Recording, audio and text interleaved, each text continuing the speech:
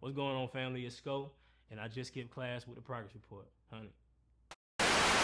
The Progress Report. All right, what's going on? It's your girl, Lalaa Shepard. This is another episode of Skipping Class presented by the Progress Report. Man, I got Sco in the building. How you feeling? I'm good. Thank you for having me. Hell yeah, Sco, man. I like that name. Yeah.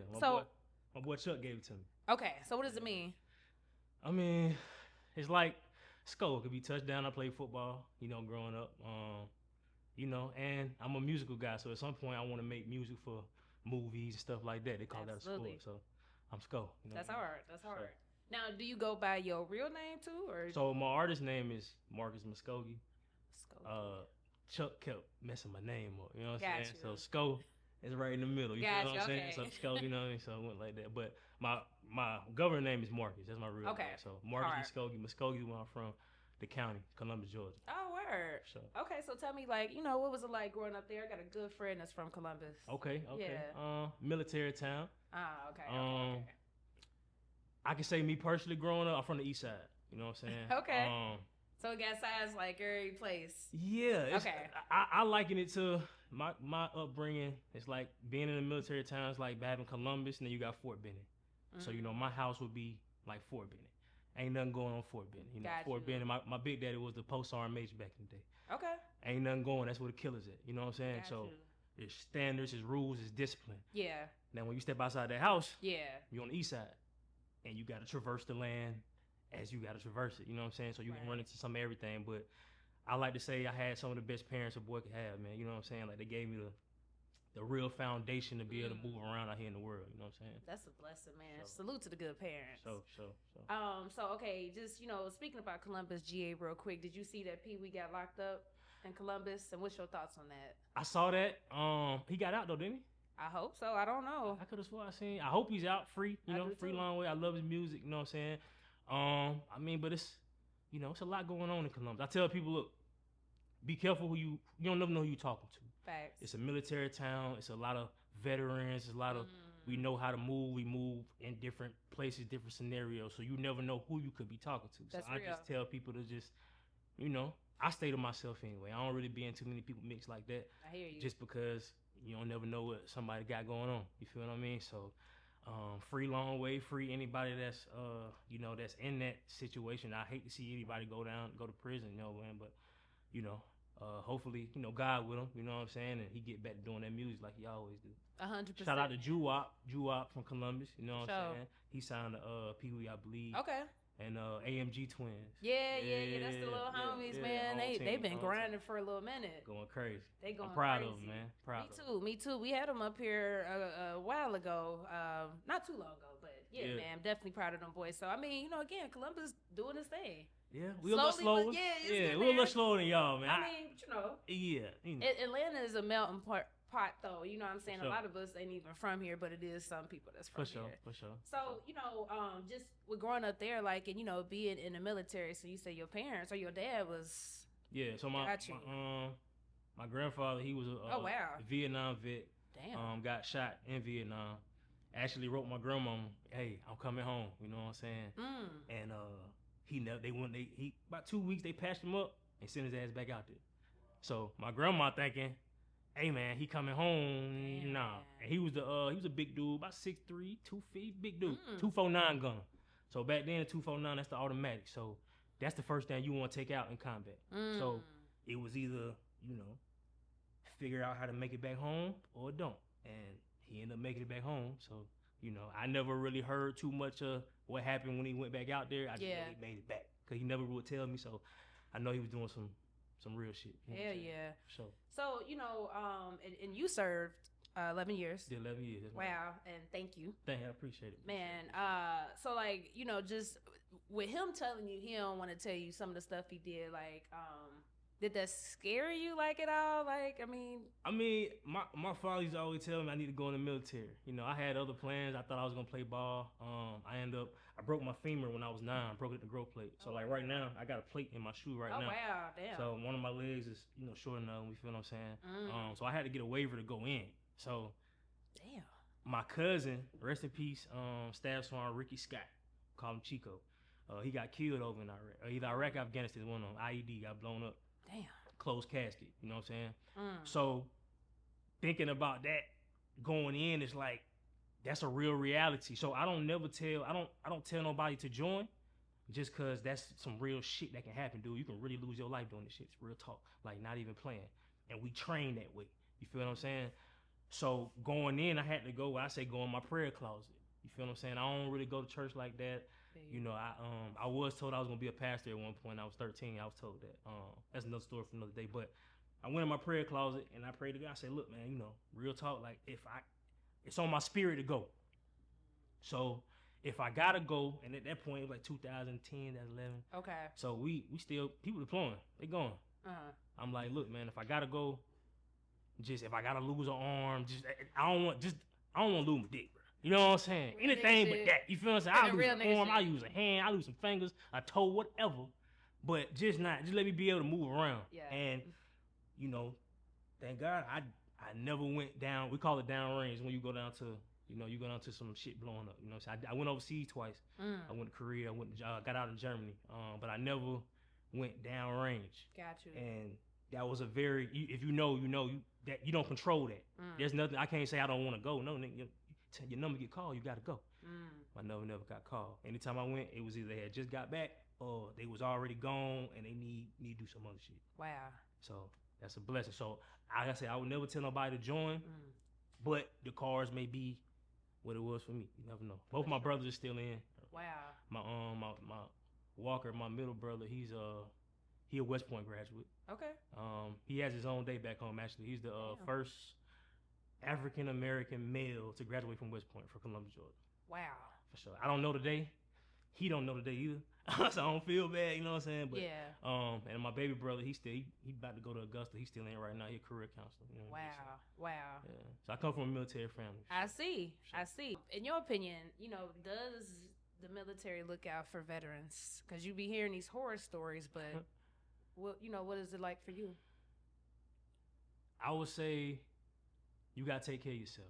Yes, okay.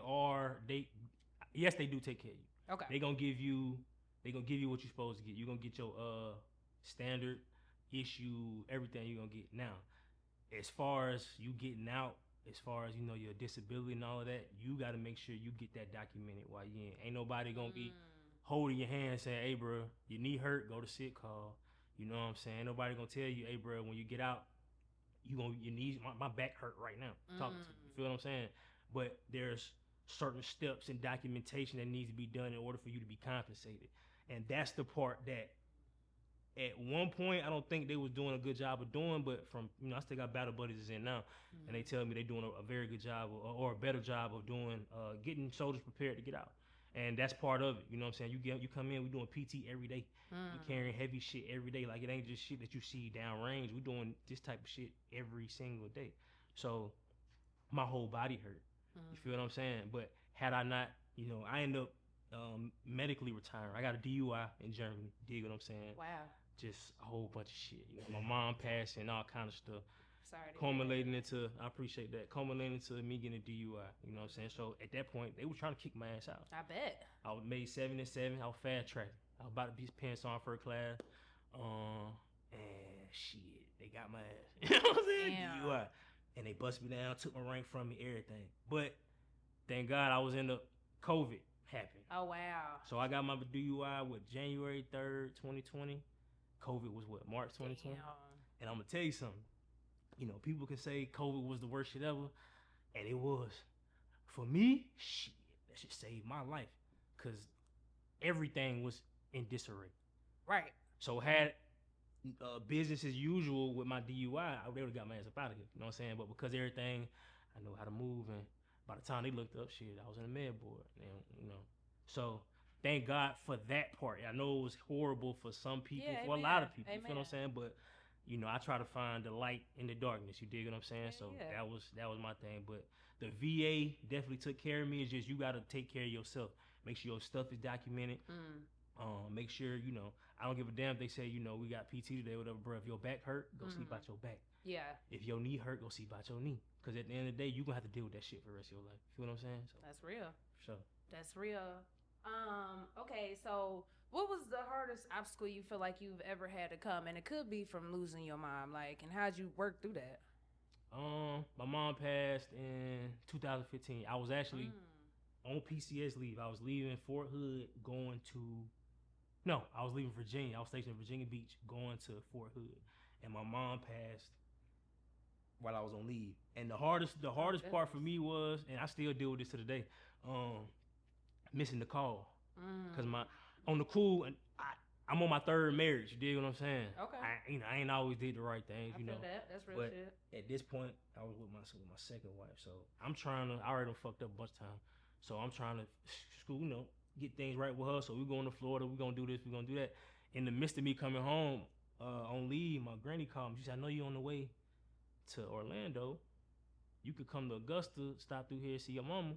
She going to see your brother graduate from the prep program. He's in the prep program at the time." And I'm like, "Granny, I'll see you when y'all get back." You feel what I'm saying? So I go off, do the crew. We have a good time. And my mom talked to my mom throughout the whole time. And she called me the night before, and she said, we talked. I told her everything was good. She knew what I was dealing with. Me and my second wife at the time. I tell her that was my best friend. Sure. You know what I mean? So we go through that, and she like, "All right, baby, well, call me in the morning when you get on the road." And she was supposed to be coming from New York, and we was all gonna meet back at the house. So I'm like, "I bet." And I get up that morning. I get up late. And I'll show you how God works. You know what I'm saying? I got up late, and I didn't even think to call her because I'm just so focused on trying to get home. You know what I'm saying? Thank God I didn't. She was already gone. And I don't know if I would have been able to make that drive. You know what I'm saying? But we on the road, we hustling, bustling. And my dad calling my then wife, blowing her phone up. He don't never call her. So finally he answered. I'm like, "What's up, man?" He like, "Where y'all at?" I'm like, "Shit, we about an hour out." I'm like, "Okay." He's like, "Man, call me when you get here." I'm like, "Man, what's wrong?" He like, "Just call me when you get here." I'm like, "I bet." Get to my mom's house. This is him, my brother, and my Uncle Bobo. And my dad ain't been to this house since I was about 13, 14 years old. Been a minute. Pull in the driveway. I get out. He tell me, like, "Bro, your mama passed." Jesus. You know what I'm saying? I go around the truck. I look at my brother. I'm trying to be strong, Hell yeah. And shit, I lost it, bro. Like, I lost it. I cried like a motherfucker, bro. Like, and more, I don't know if it was more so that she was gone, because to be honest with you, I had a dream that she was gonna pass probably like 4-5 months prior. I woke up in my sleep crying, like, with tears in my eyes, like, and I kind of knew then, but the fact that I knew that and I still missed the shit, you feel what I'm saying? Like, shit. So now, like today, hey, today I'm coming. Why? Because you don't never know how shit gonna go. Nah, that's real shit. Feel what I'm saying? That's real shit, man. 6 months after that, my big daddy passed. Damn, man. Her father. Got you. Just the one I was telling you, Vietnam, all that, seen yeah. everything, but he couldn't take his baby girl passing before him. Man, And he came to see me before. He came to see me in Fort Hood. I seen him one last time before he left too. And he was going. I was on staff duty. I never forget that shit, bro. You know what I'm saying? So, I dealt with a lot of loss, man. Hell yeah. Dealt with a lot of loss, and on the cool, like this situation, me getting hit by the truck caused a lot of stress in my marriage and shit like that. Damn. My wife, we just lost our child. Oh my God. Yeah, just lost. I'm sorry to hear that, man. Yeah, lost our child the other day, man. So like, to be honest with you, bro, the only thing I put out About to Score, 33 records I done had. I probably got over 100 records out right now, but that's the only thing. Music been the only thing been going right for me lately. You feel what I'm saying? So it's like, fuck it, push the gas and don't stop. You know what I'm saying? Man, that's definitely said a lot of powerful things. And it's crazy. Like when you go through stuff, sometimes it don't make sense. But when you putting it out in your music, does it feel therapeutic for you? Look, I have said things in songs years ago that appear today. I got a song on About to Score called Martyr. I did that probably like a couple weeks ago. I had a line I said something about, keep your circle small, your family will do you too. And literally 100%. like 2 weeks later, I experienced that shit to the point where it's like, okay, I know my words have power. For sure. Now you fucking around and put it on the beat, man. Put it on. You gotta be careful with that shit. Come on, man. You know what I'm saying? So, ultimately, music is therapeutic. There's no way you do 100 fucking songs, bro, if you just ain't got nothing to talk about. Like, that's facts. You can't make up. You could try. That's what they got ghostwriters and shit for. You feel what I'm saying? But this shit water. It's coming straight out my soul, bro. I can talk this shit up and down, left and right, all the way around. You dig what I'm saying? What subject matter you want to talk about, we talk about it. So I've been through a lot of shit. talk to a lot of young guys, and I want to tell them, man, like, ultimately I want to be a musical therapist. You feel me? Because, you know, I talk to a lot of people throughout the day, and sometimes because you don't have their credentials, they think you're just a nigga talking. You know, especially the way I present. You dig what I'm saying? But the young cats that I be talking to, they like the shit that I'm talking about. Not only that, they understand what I'm saying, and I can show it to them. Right. That's the reason why these young cats don't want to listen to these. It ain't that the older cats ain't saying nothing. It's like, bro, you got to be able to put this shit in their fucking face. It's true. You know what I'm saying? For them to believe you. And I feel like that's the way it need to be anyway, just because I think a lot of times people get finessed because you just going off of what somebody say. That's cool, but show it to me. Yeah. Can't show it to me, bro. I ain't trying. You know what I'm saying? And that's how they move. And so if I get the credentials and I'm able to teach these young cats instead of going out here and shooting somebody, bro, go in that studio and whatever it is you feeling, put it on the record. Nah, that's real shit. I mean, and talk about you getting ready to go back to school for the top of the year. What specifically are you studying and where you gonna go? Columbus State University. Right now, psychology. I got an associate degree already. You know what I'm saying? Got you. To be a musical therapist, you kind of gotta go into that field. You know what I mean? Yeah. So, I was a career counselor in the Army, so it's I ain't gonna say it's kind of the same thing. It's a lot more schooling, but you know, in the military, they don't really need you to have too many credentials to help people. Like, bro, I used to be casually coming there to talk to me about their options, and they come in there and tell me their whole life story, bro, and I'm like, I appreciate it. Like, I'm glad you feel comfortable to talk to me like that, but but they just go ahead and spill the bean because they feel comfortable with you. Yeah, you know what I'm saying? Real. So I feel comfortable talking to a lot of people that maybe most people don't want to talk to. And, you know, I've always been able to move in different rooms with different people. It don't matter who in the room, I could talk to them. You know what I'm saying? Sure. But after this situation with getting hit by the truck. Yeah, talk about that. What happened? Yeah, so I used to work for the post office. You know what I'm saying? I wasn't even there 42 days, bro. And I'm on, Weems Road. And I'm standing behind the mail truck, and I got this big-ass package I'm pulling out. And I'm to the back right of the truck. You know what I mean? So I pulled off to the right, to the back right. So I got the box, looking down, looking at the motherfucker. And a car come. Damn. Right here. Hit the truck. The truck hit me. I fall down. You feel what I'm saying? So thank God I missed the fucking car. Let's just start with that. You know what I'm saying? That motherfucker was about that far from hitting me in my backside. You know what I mean? Like, at the very least, I'm paralyzed from the waist down. If not dead. You know what I mean? Then he hit the truck. Lucky the truck ain't, you know what I'm saying? So, and I tried to get up, like on some real shit. Like I was trying to like get up, and luckily it was a cop riding by that seen it, but it was a dude. It was a black dude. I don't know if he was barbecuing, I don't know what he was doing, but he was like, bruh, stay your ass down, dog. I seen that shit. Stay down. You know what I'm saying? So going through that, you know, I don't want to speak bad about him, but let's just say I wasn't taken care of the way I thought I should have been taken care of. And, you know, I got down to 0. You know, I don't get down to 0. I don't ask people for shit, you know what I'm saying? But at this point, I got a 1-year-old daughter, I got a wife, and I can't work. Like, it ain't like I can't, I've been working since I was 16. I used to work at Finish Line and I've been getting money my whole life. I was getting my mama money at 15, 16, my granny money, my crackhead uncle money, knocking on my motherfucking window at 2 o'clock in the morning. Him. And sometimes I give it to him, sometimes I wouldn't, depending on how I fucking felt. You feel what I'm saying? But I'm in this situation, I ain't doing nothing wrong, I just went to work. And I got hit. And now everybody looking at me like, well, nigga, when you going back to work? It's like, damn. Okay. So, I gotta trust God. All time. You feel what I'm saying? Like, I mean, I always have, but like this situation really showed me like, bro, you can't, nigga, human beings gonna disappoint you, dog. Or you can't be looking for somebody to do it. Like, I'm the type of motherfucker, like, you know, if I love you, bro, I give you my last. Hell yeah. If I ain't even got it. If I ain't got it, I give it to you. And I'm looking at motherfucker like, bro, you know what I've done for you, dog. And you can't. Fuck. So now, I don't give a fuck, bro. I'm taking care of my family, my wife, my daughter. And, you know, if we cool, we cool. Yeah. You know what I'm saying? If I can do it for you, I can do it for you. But at this point, I would no longer be breaking my back for nobody. Because they will not do it for you. That's real shit, you know? For sure, man. And I want to talk about, you know, just how is it for you raising a little girl? And how is it being on your third marriage? Like, how does your wife feel about that? So, I got 2 daughters. Okay. My oldest daughter, she just went. She has a father. You feel what I'm saying? She just went back with her daddy. Got you. We felt that was, she needed that. She needed. Real nigga shit. You know what I mean? Yeah. But I'm gonna tell you something. That being on my third marriage and having Kalani, that's her name, my oldest daughter, like she taught me a lot.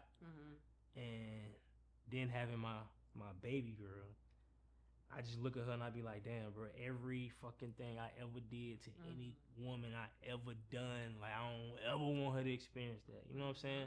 And not only that, my patience level is like damn near zero at this point. But for them, I had to like really work on that, because you can't yell at a fucking one. Even if you do yell at them, they don't give a fuck. You know what I'm saying? They gonna laugh at you and keep it moving. You know what I'm saying? They don't care. So it's like, okay, I gotta figure out a way to get through to, and they taught me a lot. And the third and last is, you know what I'm saying? Me and her, we together forever. And I'm gonna be honest with you, like, this situation that we've been in these last couple months, I say we've been through a lot of shit, bro. And I say we because she was there with me. You feel what I'm saying? But when my money ain't right, I get a little irritated. Yeah. And I maybe wasn't the most pleasant person to be around these last couple months. You feel what I'm saying? That's real. At the moment, we together. You feel what I'm saying? But so we working through that shit. But real. At the end of the day, if she called me, I'm on the way. Absolutely. You know what I'm saying? That's the love of my life, man. I ain't gonna never leave it. You feel what I'm saying? I be thinking about when I'm 80, what do I want? Fuck right now. When I'm 80 years old, I'm gonna need somebody. You know what I'm saying? Yeah, no, that's real shit. Going through the third marriage, you realize you're gonna go through the same shit with a lot of them, the same fucking shit. So you might as well just try to make it work. Lock in. You feel what I'm saying? So together forever. She on the about the scope too. Okay, cool. Yeah, she on that too. And like, speaking of music, also too, being an entrepreneur, owning a barbershop and whatnot as well, like, how did that transition from the Army prepare you for those other endeavors? Oh, well, being on time, right? They say it's 3 things to be successful in the Army, bro. Right time, right place, right uniform. If you can master that shit, go. It's really like that in life, bro. Right time, right place, 100%. Right uniform. You know what I'm saying? So getting out, I knew I wanted to go cut hair. And I just kind of, with me, bro, if I got it on my mind to do, I'm just gonna do it. Like, I don't really need too many people. I don't need nobody tell me shit. I'm just gonna move. You feel what I'm saying? So I did that and got into the shop. I got my license. I'm a licensed bar, everything. Got into the shop, and it ain't moving like I thought it was gonna move. I mean, people tell you that, but I gotta see it for myself, bro. That's you know what I'm saying? So I sat in there for about 4 months. And I'm making money, but it ain't consistent. Like, you know what I'm saying? I got a whole family, bro. And I'm paying booth rent, and you know what I'm saying? So I'm like, in my mind, if I was just single, just by myself, I would have stuck it out. Yeah. But to me, it felt selfish to sit there and go through that when I know I can go get another job and make better for my children and my family. That's you know solid. what I'm saying? So that's how I started at Cardinal Health. I started there waiting on the post office, you know what I'm saying? Got you. And then I ended up getting there, and then shit, got hit by the fucking truck, you know what I'm saying? So I felt like that was a sign, like, bro. Because Chuck been telling me to get out and do this music shit since 2017 when I met him. Like, I've been doing this shit, you know what I'm saying? Record myself, everything, and do all that. Sure. But to me, I just felt like I was going to be able to balance and live the life I wanted to and do this shit. I got to have what I need to function. So if I can't do it, I'm not gonna get that from another nigga. You know what I'm saying? I get my own work. So once I felt like I was comfortable enough to get in that position to do this full time, that and getting hit by a truck is like, bro, I feel like if I go back to work else, God gonna hit me with something else. So it's like, bro, laugh, but yeah. You feel what I'm saying? like bro, do you get the message or not, dog? You know what I'm saying? So that's real shit. Yeah. I respect that, man. Our keyword is progress. You're a progressive person. So what does our keyword mean to you? Progress. It means one step in front of the other. Every day. You know what I mean? I do a little IG series called Keep Walking. I can't run no more. I used to run 7 miles a day. I can't run no more. My knees is done. Damn. Feet done, back done, everything done. So, but what I can do, I can walk. You know what I'm saying? So, I just encourage people, to take a step every day. That's progress. It may not look like it day to day, but when you look back 365 days, if you took one step a day, that's 365 steps you wouldn't have took anywhere else. You know what I'm saying? So if you can build on that, You'll be good. So I'm always moving forward, bro. I ain't gonna never. You knock me down 8 times, I'ma stand up 9, nigga. I ain't gonna never, ever in life not get up. You know what I'm saying? So I try to bring that to the music. I try to bring that to people that I meet. Like, hey, bro, let's get it. Cause you never know when your time is. I felt like if I would have been living wrong September 9th, I would have died on that side of the street. You know what I'm saying? But for whatever reason, God felt it was necessary to spare my life. So I feel like I got to be an example for more so the younger people. The older people, bro, you gonna be stuck in your ways. I ain't fighting with you no more. Yeah. Get it or not. I'm talking to the younger cats that's looking for direction. You know what I'm saying? So that's real. So what you got coming up next? I plan on dropping more music. I just did like 2 or 3 songs last night. Okay. And then starting top of the year. So Bout to Sco it's not polished. It's the way me and my guys listen to the record straight off the bounce. You know what I'm saying? So it's the way I hear it. And I felt like I needed to get it out now because it's now or never. You know what I'm saying? So it's like, let me go ahead and get it out, push it, and then top of the year I'm coming back and one by one I'm shooting visuals for everyone. Top of the line, you know what I'm saying? Mix, master, all that, and I'm just gonna walk it down. And however long it take, I can do this shit all day. So however long it take, fucking take. But I'm not trying to be Drake. I'm not trying to be, Future, my favorite artist. I ain't trying to be him. You know what I'm saying? I'm just trying to be Sco. Yeah. And if you fuck with me, you fuck with me. If you don't, you don't. I still love you, bless you, but I gotta keep moving. You know what I'm saying? Big respect, man. Let them know where they can find you on social media. At Marcus Muscogee, on all platforms, and I'm building my new IG page at Iron Man Sco. I was the Iron Man in high school. You know what I'm saying? You know, strongest in the scene. You know what I mean? So Iron Man Sco. So you follow me at that, and I'm on there every day. Give me some words of encouragement to keep walking. Yeah. You know what I mean? So. For sure, man. Well, I appreciate your time. Yes, man. Thank you for having me. Absolutely. The Progress Report.